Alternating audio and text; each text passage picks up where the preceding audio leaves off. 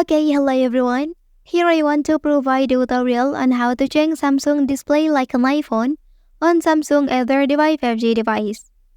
Well, personal preference play a significant role in how users interact with their devices.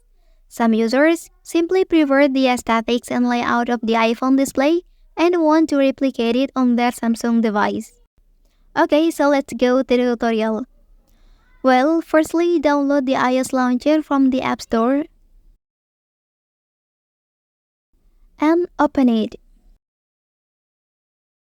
So here you can select the suitable language for you and click done. Well, after that click continue and click start. Next, tap on the screen to start explore the launcher. Okay, so here click set as default option.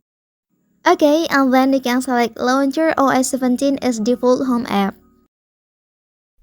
After that, open the application to change the wallpaper on your device. Select the wallpaper option. Grant OS launcher to access photo and videos.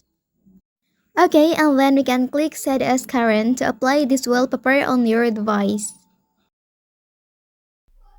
Well, that's the tutorial on how to change Samsung display like an iPhone on Samsung A35 5G device. If you are helped by this video, don't forget to like and subscribe to get other information from this channel.